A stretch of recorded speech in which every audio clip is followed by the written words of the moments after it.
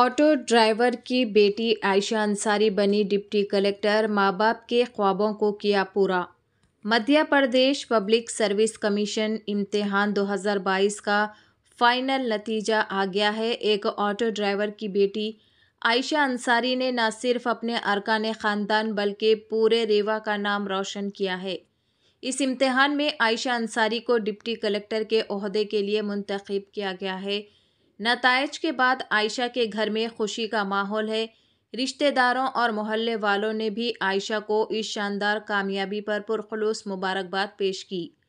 आयशा के वालिदैन ने बेटी की कामयाबी पर अपनी खुशी का भरपूर इजहार किया।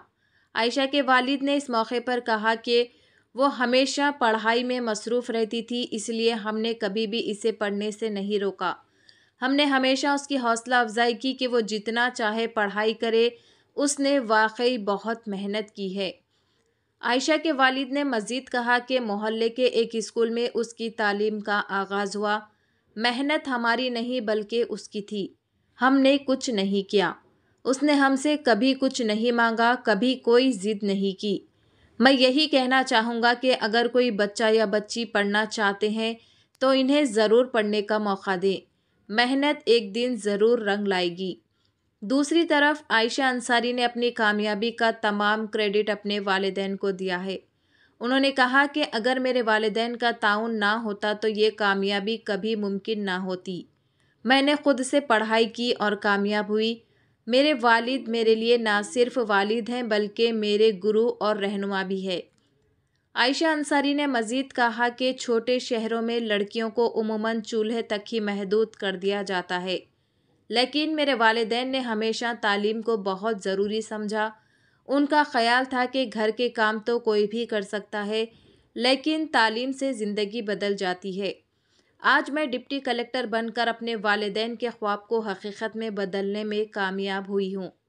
ये बात काबिल ज़िक्र है कि आयशा अंसारी एक मिडिल क्लास फैमिली से ताल्लुक़ रखती हैं।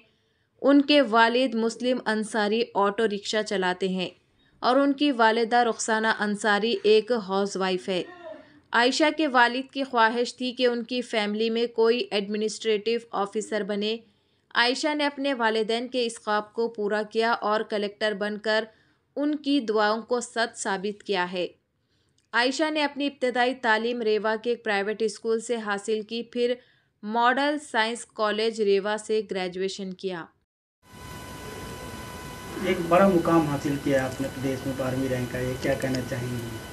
कितनी खुशी लग रही है आपको? आप सभी का बहुत बहुत शुक्रिया। मैं इसके लिए यही कहना चाहूँगी कि जो भी बच्चे अपनी पढ़ाई के लिए संघर्ष कर रहे हैं उनको सफलता एक दिन ज़रूर मिलेगी। बस अपने जो प्रयास हैं, अपनी मेहनत है, जो अपनी ईश्वर के प्रति आस्था है, बस उसको बनाए रखें, अपने माता पिता का साथ बनाए रखें तो उन्हें ज़रूर सफलता मिलेगी। पापा आपके ऑटो चलाते हैं, ऑटो जी चला के इस मुकाम तक पहुँचाया, किस तरह देखती हैं उसे?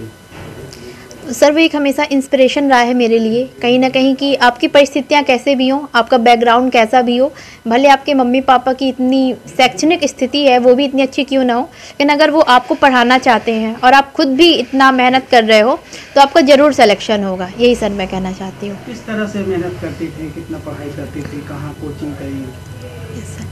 सर जो मेरी जो प्रारंभिक शिक्षा रही है वो शहर के सरकारी कन्या विद्यालय प्रवीण कुमारी से रही है। उसके बाद सर मैंने अपना जो ग्रेजुएशन है शहर के ही जो मॉडल साइंस कॉलेज है रीवा से किया है। सर उसके पश्चात मैंने अपनी जो तैयारी है सेल्फ स्टडी के माध्यम से की है, जिसमें मैंने किसी कोचिंग का सहारा नहीं लिया है। सर उसी में मैं अपने रूम में सर रह के अपनी तैयारी करती थी और सर तैयारी के बाद ही मुझे लगातार मैं अपना पेपर देती गई, जिसमें मुझे वर्ष 2021 में मुझे सफलता प्राप्त नहीं हुई थी। उससे मेरा चयन किसी भी पद पे नहीं हुआ था, लेकिन एक विश्वास था कि हो जाएगा और सर मैं लगी रही और सर मेरा चयन हो गया इस बार। क्या पहले से आपका सपना था कि हमें इस फील्ड में जाना है या कुछ सोच कर आए हैं? सर ये सपना कहीं ना कहीं मेरा था, परंतु इसको मेरे पापा ने और अच्छा से बना दिया था, क्योंकि उनको जब मैं पढ़ाई करते देखते थे तो कहीं ना कहीं उनका भी सपना बन गया कि अब तो इसको ज़रूर बनाना है, अब तो इसे ज़रूर करना है। तो कहीं ना कहीं उनके प्रयास थे और उनका इतना ही मोटिवेशन रहा है कि उन्होंने कभी कोई भी मुसीबत मेरे तक आने नहीं दी और हमेशा मेरा फाइनेंशली, इमोशनली और हर तरीके के जो भी सपोर्ट हो सकते हैं मेरे माता पिता के द्वारा वो किया गया। किसको श्रेय देना चाहती हैं इस उपलब्धि को लेकर? सर इसका श्रेय मैं अपने माता पिता को, अपने दोस्तों और अपने जो शिक्षक हैं सर सभी को देना चाहती हूँ। युवाओं के लिए क्या कहना चाहेंगे जो लोग ये तैयारी कर रहे हैं, किस तरह से वो पढ़ें? सर मैं युवाओं को यही कहना चाहती हूँ कि आप किसी के फोर्स में आके पढ़ाई ना करें जब तक आपका व्यक्तिगत रुचि ना हो पढ़ाई के प्रति, क्योंकि आपको कोई पढ़ा नहीं सकता है, आपको मेहनत खुद से करनी है। यदि आप पढ़ाई करना चाहते हैं तो आप फिर उसी अपने लक्ष्य में रहिए। वर्तमान में जो सोशल मीडिया चलता है और जो विभिन्न प्रकार के जो भटकाव चलते हैं उनसे दूर रहते हुए केवल अपने लक्ष्य